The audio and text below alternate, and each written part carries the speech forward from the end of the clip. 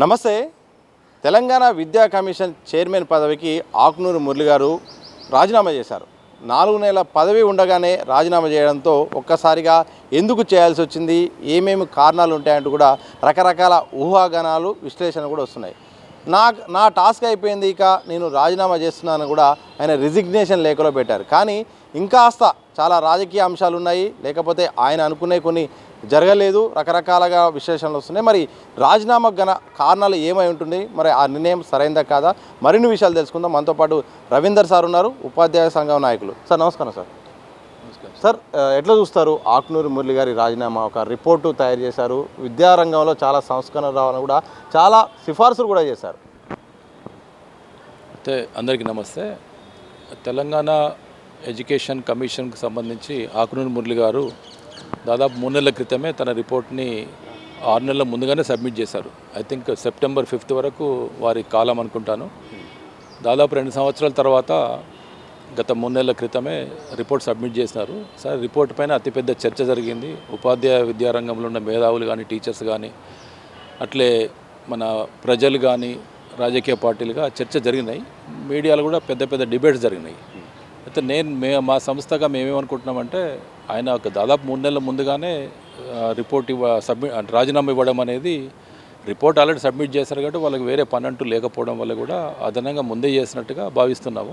ఎందుకంటే చేయాల్సిన పనులు పెద్దగా ఏమి లేవు. ప్రభుత్వము అదనంగా కమిషన్ ఇచ్చిన నివేదికపై ఉపాధ్యాయ విద్యార్థి సంఘాలతో, ప్రజా సంఘాలతో, అట్లే మేధావులతో చర్చలు చేసే విధంగా ఆయనకు బాధ్యత ఇచ్చుంటే ఉండేవాడేమో. కానీ ఆ బాధ్యతలు తనకు కొత్తగా అప్పగించిన దాఖలాలు లేవు. కాబట్టి పైగా అమలు కమిటీకి సంబంధించి కేశవరావు గారిని నియమించిన నేపథ్యంలో ఆకునూరు మురళి గారు కొత్తగా చేయాల్సిన పనులేం లేవు. రిపోర్ట్ ఇచ్చారు కాబట్టి తను ఎట్లాంటి వివాదాలు లేకుండా రాజీనామా చేస్తారని మేము అనుకుంటున్నాము. అయితే సరే, బయట అనేక రకాలుగా చర్చలు జరుగుతూ ఉన్నాయి.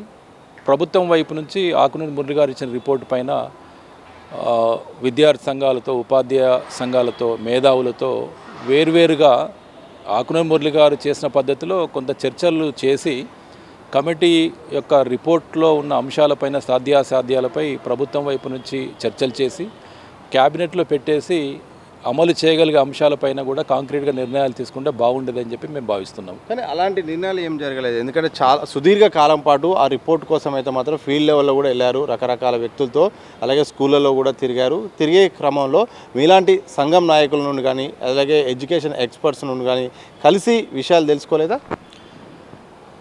ఆయన రిపోర్ట్లు ఇచ్చినట్టుగానే అనేక సంఘాలతో ఫీల్డ్ లెవెల్లో క్షేత్ర పర్యటన చేసినట్టు చెప్పినాడు. మా సంఘంతో కూడా కలిసిన 2.5-3 అవర్స్ మేము ప్రత్యేకించి సమావేశమై మాకు ఉన్న అవగాహన మేరకు వివిధ అంశాలపై పెద్ద డాక్యుమెంటెడ్ రిపోర్ట్ సబ్మిట్ చేయడం కూడా జరిగింది. అయితే దానిలో కొన్ని అంశాలను మాత్రం పరిగణలోకి తీసుకున్నారు. అయితే రిపోర్టు ఇచ్చిన దానిలో పూర్తిగా ఖండించదగ్గ విషయాలు ఉన్నప్పటికీ పూర్తిగా వ్యతిరేకించదగ్గవి కూడా లేవని కూడా చెప్పొచ్చు. ఏదైనా సరే ప్రభుత్వం రిపోర్ట్ వచ్చిన తర్వాత చర్చను ప్రభుత్వం చేయాల్సింది. కేశవరావు గారిని నామమాత్రంగా అమలు కమిటీ చైర్మన్గా నిర్ణయించడమే కానీ కేశవరావు గారు కూడా దానికి కంటిన్యూస్గా చర్చలు చేస్తే బాగుండేదని చెప్పి మేము భావించినాము. అయితే ఇప్పటిదాకా జరగలేదు. ఆకునూరు మురళి గారు ఏమనుకొని రాజీనామా చేశారో మనమైతే స్పెక్యులేట్ చేసే విధంగా పరిస్థితులు లేవు. ఎందుకంటే అదనంగా దాదాపు సెప్టెంబర్ 5 అంటే ఆగస్టు, జూలై, జూన్ 3 నెలల జీతాన్ని తన గవర్నమెంట్కి మిగిల్చినట్టే మేము భావిస్తున్నాం. ఎందుకంటే తనకు ఎస్టాబ్లిష్డ్ కమిషన్గా ఉంది, దానిలో తన కమిటీలో మెంబర్స్గా ఉన్నారు, ఒక ఆఫీస్ సెటప్ ఉంది. ఇవన్నీ కూడా అవసరం లేదనుకున్నారు కాబట్టి రాజీనామా చేశారనుకుంటున్నాము. రాజకీయ కారణాలు ఏమైనా ఉంటాయనేది మాత్రం మేము స్పెక్యులేట్ చేయలేము. అది తనకు ప్రభుత్వానికి ఉన్న మధ్యలో ఏమైంది అనేది మనం ఎట్లా చెప్పలేము. సార్, ఆయన ఇచ్చిన రిపోర్ట్లో మాత్రం ఒక బ్లాస్టింగ్ న్యూస్ బాగా చర్చకు వచ్చింది. అయితే మాత్రం ఉపాధ్యాయులకు సంబంధించిన జీతాలు చాలా ఎక్కువగా ఉన్నాయి, పెంచాల్సిన అవసరం లేదు, అవసరమైతే తగ్గించాలని కూడా ఆయన చేశారు. అది కూడా ఒక పెద్ద కారణం అయిపోయింది. ప్రభుత్వానికి ఉపాధ్యాయుల మధ్య కూడా ఒక చీలిక వచ్చిందని ఒక ప్రచారం జరిగింది. వాస్తవమే అది. అంటే ప్రభుత్వము తనకిచ్చిన గైడ్లైన్స్ ఏవైతే ఉన్నాయో, అంటే విద్యారంగంలోని సమస్యలపైన, సంస్కరణలు చేయాల్సిన అంశాలపైన పర్యవేక్షణ చేసి నివేదిక సమర్పించాలని చెప్పి ప్రభుత్వం కోరినప్పుడు అనేక అభ్యంతరకరమైన విషయాల్లోకి తను వెళ్ళడము, ఇప్పటికే చెల్లిస్తున్న జీతాలు చాలా పెద్ద ఎత్తున సమాంతరంగా ఇతర ఉద్యోగాలతో పోల్చుకున్నప్పుడు చాలా ఎక్కువ ఉన్నాయని చెప్పడము, ఏ ఉద్యోగాలతో పోల్చడం తెలియదు కానీ ప్రైవేట్ రంగంలో ఒక దోపిడీకి గురయ్యే ఉద్యోగుల జీతాలను పోల్చి ప్రభుత్వ రంగంలో పనిచేస్తున్న ఉపాధ్యాయ జీతాలతో పోల్చడం అనేది చాలా అభ్యంతరకరంగా మారింది. అందుకే ఉపాధ్యాయ మేధావులందరూ కూడా రోడ్లపైకి వచ్చేసి అనేక రకాలుగా నిరసన వ్యక్తం చేశారు. పత్రికల రూపంలో, మీడియా రూపంలో చర్చలు కూడా వ్యతిరేకత వచ్చింది. ఎందుకంటే తన పరిధిలో ఉన్న అంశాలు కాకుండా పరిధిలో లేని అంశాలపై తాను చర్చలు ఏవదీయడము, అభ్యంతరాలు వ్యక్తం చేయడం అనేది కూడా నిజంగా ఖండించదగ్గ విషయం. దీనికి సమాంతరంగా ఎప్పుడైతే బయట ఉపాధ్యాయ ఉద్యోగ రంగాల్లో చర్చ జరుగుతుందో, నిరసన వ్యక్తమవుతుందో దాన్ని సైలెంట్గా చూడకుండా మీడియాలకు ఇంటర్వ్యూ ఇవ్వడం, వివిధ మీడియా ఛానల్స్, యూట్యూబ్ ఛానల్స్ కానీ లేకుంటే మేజర్ మీడియా ఛానల్స్ తను ఇంటర్వ్యూలు ఇవ్వడం కూడా దానికి ఇంకా ఉపాధ్యాయ రంగంలో పెద్ద ఎత్తున చర్చకు లేవదీసి తను చేసిన విషయాలపైన ఖండనలు కూడా విరివిగా రావడం జరిగింది. సార్, వాస్తవానికి ఒక కమిషన్ నివేదిక కానీ ఆ పర్యవేక్షణ జరుగుతున్నప్పుడు మధ్యలో కానీ పూర్తయిన తర్వాత దాదాపు మీడియాకు చాలా దూరంగా ఉంటారు ఏ కమిషన్ అయినా. కానీ ఆకునూరు మురళి గారు మీడియా సంస్థల దగ్గరికి వచ్చి కొన్ని ఇంటర్వ్యూలు ఇవ్వడం, ఆ ఇంటర్వ్యూలో ప్రభుత్వానికి కూడా కొంచెం వ్యతిరేకంగా అభ్యంతరాలు వ్యక్తం చేయడం, అవి కూడా కొంచెం నష్టం చేసాయని జరుగుతున్న ప్రచారంలో నిజముందా? అవ్వచ్చు. ప్రభుత్వం ఏమనుకుంటుందనేది, ప్రభుత్వం తనకిచ్చిన గిరిగీసి ఇచ్చిన ఒక ఏమంటారు ఫ్రేమ్వర్క్ ఇస్తే ఆ ఫ్రేమ్వర్క్ని దాటి అదనంగా పనిచేయడము, చేసిన దాన్ని సైలెంట్గా ఉండకుండా మీడియాలోకి వచ్చి తను రిపోర్ట్ పైన సొంతగా సమర్థించుకుంటూ విషయాలని బయటకు చెప్పడం అనేది కూడా ప్రభుత్వానికి తప్పనిపించిందేమో. ఒకటేంటంటే విద్యారంగానికి సంబంధించి 18% కేటాయిస్తేనే బాగుంటుందని చెప్పి ఒక సపోర్ట్ చేయగలిగే విషయం, ఆహ్వానించగలిగే విషయాన్ని తను చెప్పినప్పటికీ ప్రభుత్వము ఒక సమావేశంలో రేవంత్ రెడ్డి గారు మాట్లాడుతూ 15% ప్రపోజ్ చేసింది కమిషన్ అని చెప్పడం కూడా జరిగింది. ఏదేమైనా కనీసం 15% కూడా విద్యారంగానికి ప్రస్తుత ప్రభుత్వం కేటాయించకపోవడం అనేది కూడా విద్యార్థి ఉపాధ్యాయ మేధావి రంగంలో ఒక పెద్ద ఎత్తున నిరసనకు కూడా దారితీసింది. ఏదేమైనా వారు మీడియా పరంగా ఒక కమిషన్ చైర్మన్గా గౌరవమైన ఒక హోదా ఇచ్చినప్పుడు ఆ హోదాని హోదాలాగా వాడుకోకుండా మామూలుగా పత్రికల్లోకి, మీడియాలోకి వచ్చేసి విరివిగా ఇంటర్వ్యూలు ఇవ్వడం అనేది కూడా మేము కూడా దాన్ని ఖండించినాము. ప్రభుత్వం ఎలా ఫీల్ అయిందనేది మనం చెప్పలేము. ఆకునూరు గారు ఇచ్చిన కొన్ని సిఫార్సులో ప్రధానమైనది 10th+ ఇంటర్ అంతా కూడా ఒకే కంబైన్డ్గా ఉండాలని ఒక సిఫార్సు చేశారు. ప్రభుత్వం దాదాపు అన్ని రకాలుగా ప్రయత్నం చేసి సీఎం రేవంత్ రెడ్డి కూడా యాక్సెప్ట్ చేసినట్టు ప్రచారం చేసింది. ఆయన కూడా స్పీచ్ ఇచ్చారు. కానీ ఏమైందో తెలియదు, ఆ విషయంలో ప్రభుత్వం వెనక్కి తగ్గింది. ఇది కూడా ఆయనకు మనస్తాపం గురి చేసినట్టు కూడా తెలుస్తుంది. నిజంగా ఆ విధానం సరైందేనా? అది మేమైతే దానిపైన కామెంట్ చేయలేము. ఎందుకంటే జరిగిన విషయం ఏంటంటే ఇంటర్మీడియట్ విద్య పైన భిన్నాభిప్రాయాలు ఉపాధ్యాయ సంఘాలకు ఉన్నాయి, మేధావులకు ఉన్నాయి. అట్లే విద్యారంగం కోసం పనిచేస్తున్న ప్రొఫెసర్లు పనిచేస్తున్న అనేక సేవ్ ఎడ్యుకేషన్ కమిటీ లాంటి సంఘాలు ఉన్నాయి, విద్యా పరిరక్షణ కమిటీ లాంటి సంఘాలు ఉన్నాయి. అట్లే కార్పొరేట్ విద్యను సపోర్ట్ చేసే రాజకీయ వర్గాలుగానే ఉన్నాయి. అంటే ఒక్కొక్కరు ఒక అంశాన్ని ప్రాతిపదిక తీసుకొని సమర్థించుకుంటూ పోతూ ఉన్నారు. ఒక సమర్థనీయమైన అంశం ఏంటంటే ఇంటర్మీడియట్ విద్యని స్కూల్ ఎడ్యుకేషన్కి లింక్ చేయడం వల్ల ఒక 3% డ్రాప్ అవుట్స్ని మనం కంట్రోల్ చేయొచ్చు, అటైన్ చేయొచ్చు, పిల్లల్ని మనతో కంటిన్యూ చేసే విధంగా ఎడ్యుకేషన్లో పెట్టొచ్చు అనేది ఒక సీరియస్ ఆర్గ్యుమెంట్ అయితే ఉంది. బయట దాదాపు అన్ని రాష్ట్రాల్లో ఇంటర్మీడియట్ ఎడ్యుకేషన్, స్కూల్ ఎడ్యుకేషన్ ఉండడం బాగానే ఉంది. కానీ మేము ఉపాధ్యాయ సంఘంగా వ్యతిరేకించింది ఏంటంటే మీరు పైలట్ పద్ధతిలో ఎట్లాంటి ఒక గైడ్లైన్స్ లేకుండా, క్షేత్రస్థాయిలో సరైన ప్రిపరేషన్స్ లేకుండా, భౌతిక వసతుల కల్పన లేకుండా, టీచింగ్ ఫ్యాకల్టీని నియమించకుండా, అంటే లెక్చరర్స్ని స్కూల్కి ఎట్లా లింక్ చేస్తున్నారు, స్కూల్ ఎడ్యుకేషన్లో లెక్చరర్స్ మర్జ్ అయ్యేటప్పుడు ఎవరి పని విధానం ఏంది, ఎవరి వర్క్ కల్చర్ ఏంది, లేకుంటే ఈ నామింక్లేచర్ ప్రకారంగా వారికి వర్క్ లోడ్స్ ఏంటియో ఇలాంటి పనులు ఏవి చేయకుండా కనీసంగా ప్రతిపాదనలు ఉపాధ్యాయుల అసోసియేషన్స్ కోసం కానీ లెక్చరర్స్ కోసం కానీ తీసుకొచ్చి చర్చకు లేవదీయకుండా పైలట్ పద్ధతిలో స్టార్ట్ చేద్దామని చెప్పి ముందుకు రావడం అనేది పెద్ద ఎత్తున నిరసన కార్యక్రమంగా బయటకు వచ్చింది. ప్రభుత్వం అమలు చేయాలనుకుంటే పకడ్బందీ ప్రణాళిక తయారు చేసిన ప్రణాళికలను కూడా మళ్ళీ చర్చలోకి తీసుకొచ్చేసి ఉపాధ్యాయ సంఘాలు, లెక్చరర్ సంఘాలు, మేధావులతో చర్చలోకి తీసుకొచ్చేసి ఒక ఆమోదయోగ్యమైన పరిష్కార మార్గంగా ఇంటర్మీడియట్ని స్కూల్ ఎడ్యుకేషన్తో మర్జ్ చేస్తే బాగుంటుంది. లేదంటే ఏదో పథకాలు ప్రవేశపెట్టేసి మధ్యలో చేతులు దులుపుకున్నట్టుగా ఇంటర్మీడియట్ ఎడ్యుకేషన్ని స్కూల్ ఎడ్యుకేషన్లో కలిపిన తర్వాత అమలుకు నోచుకోలేకుండా, అంటే సమర్థవంతమైన అమల్లోకి నోచుకోకుండా ఉంటే ఇప్పుడు పైలట్ పద్ధతిలో వచ్చే విద్యార్థులు ఇంటర్మీడియట్ 11th క్లాస్ స్కూల్లో ఉంటారు.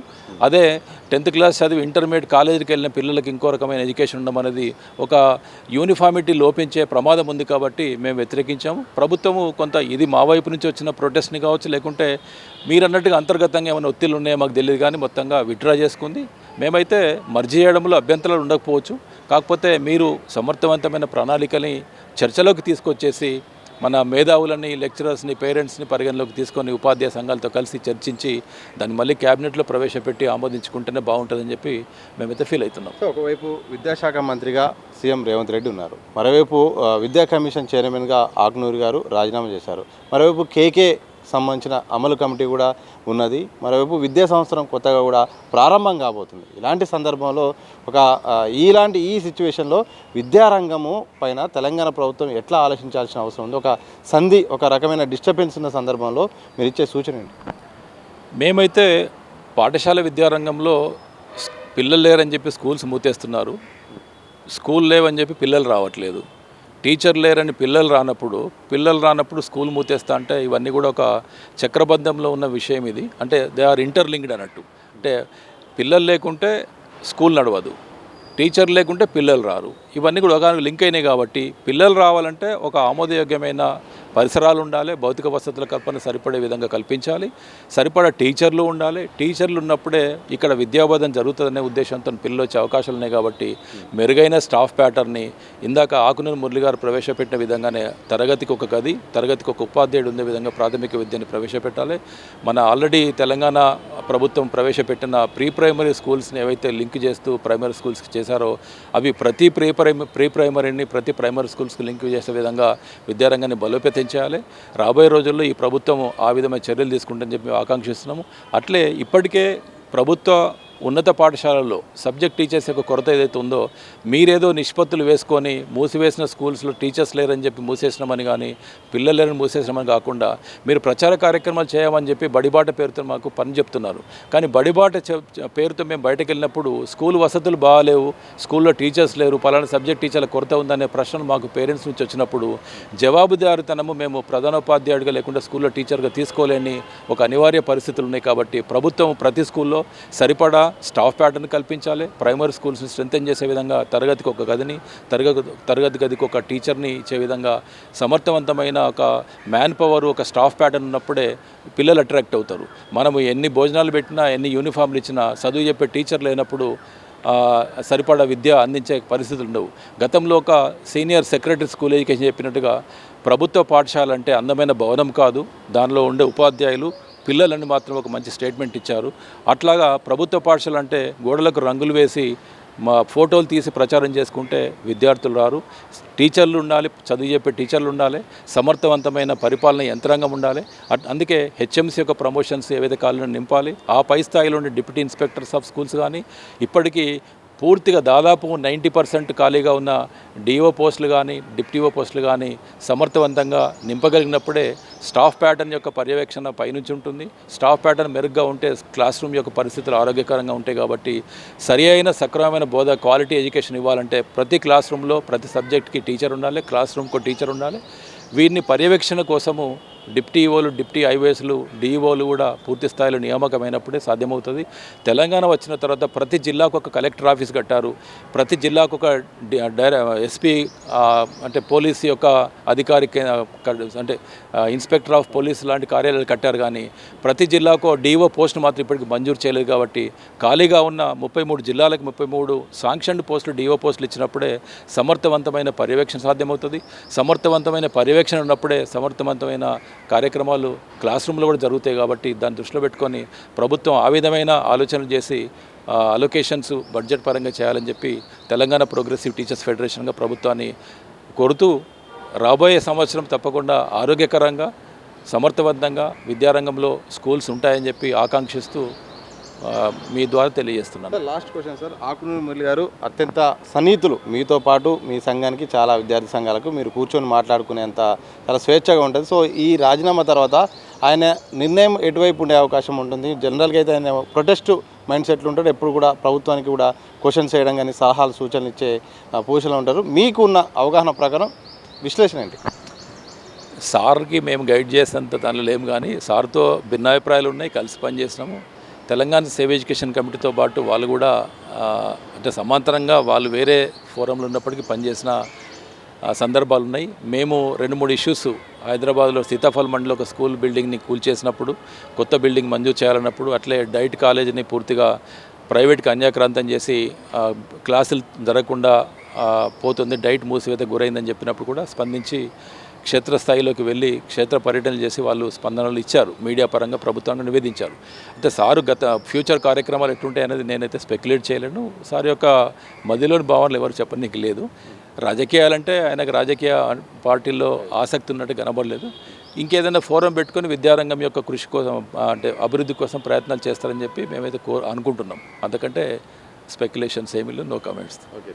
Thank you. ఇది మొత్తంగా విద్యా కమిషన్ చైర్మన్గా తన పదవికి రాజీనామా చేసిన ఆకునూరి మురళి గారి పైన మాత్రం రవీందర్ సార్ విశ్లేషణ కనుక చూస్తే మాత్రం ఓకే ఇచ్చిన దాని ప్రకారం అయితే మాత్రం తెలంగాణలో కొన్ని సంస్కరణలు రిపోర్ట్ రూపంలో ఇచ్చినప్పుడు కూడా కొన్ని అమలు కానివి, అలాగే కొంత మీడియా ముందుకు వచ్చి కూడా కొన్ని ప్రభుత్వ వ్యతిరేకంగా మాట్లాడడం, అలాగే కొన్ని పరిధి దాటి కూడా కొన్ని అసలు సంబంధం లేకుండా చాలా పెద్ద విషయాలు కూడా మాట్లాడడం, ఉపాధ్యాయులకు సంబంధించిన జీతాలు ఇలా కొన్ని కూడా వివాదాస్పదమై ఏదేమైనప్పటికీ ఆయన ఇచ్చిన టాస్క్ను పూర్తి చేసుకున్నారు. వాస్తవానికి ఈ 2 ఏళ్లలో రిపోర్టును ఇవ్వడమే బాధ్యత కాబట్టి రిపోర్టును ఇచ్చిన తర్వాత ఇక వేరే పనులు కూడా లేకపోవడం కారణంగా 4 నెలలు ఎందుకు ప్రభుత్వంలో ఉండడం కారణం కావచ్చు, ఇతర కారణాలు కావచ్చు, కానీ ఏదేమైనప్పటికీ రాజీనామా చేశారు.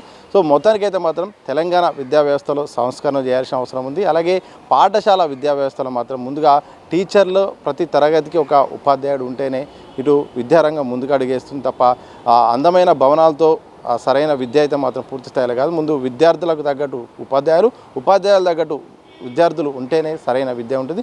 ఆ రకంగా తెలంగాణ ప్రభుత్వము మరి విద్యాశాఖ కొంచెం నిధులు పెంచి అన్ని రకాలుగా కూడా పదోన్నతులు కల్పించి సరైన స్టాఫ్ ఇస్తే మాత్రం చక్కగా పోటీ వాతావరణంలో మంచి విద్యను కూడా విద్యార్థులు అందించే అవకాశం ఉంటుందని కూడా రవీందర్ సార్ చెప్తున్నారు. చూడాలి మరి ప్రభుత్వం మరి ఈ కమిషన్ రిపోర్ట్ను కొన్ని అంశాలు ఏమైనా తీసుకుంటుందా, మరి విద్యా సంస్థలు స్టార్ట్ అవుతున్న సందర్భంలో విద్యాశాఖ మంత్రిగా ఉన్న రేవంత్ రెడ్డి మరి ఏమైనా సంస్కరణలు, ఏమైనా ప్రయోగాలు లేకపోతే ఏమైనా నిర్ణయాలు తీసుకుంటారా లేదా, మరి యథావిధిగా ఈ సంవత్సరం కంటిన్యూ చేసి నెక్స్ట్ ఇయర్ ఏమన్నా మార్పు చేర్పులు చేస్తారా లేకపోతే సాదాసీదాగా ఉంటుందని మాత్రం భవిష్యత్తులో తెలిసే అవకాశం అయితే కనిపిస్తోంది. వీడియో జర్నలిస్ట్ మసంతో సతీష్, దిశ టీవీ, హైదరాబాద్.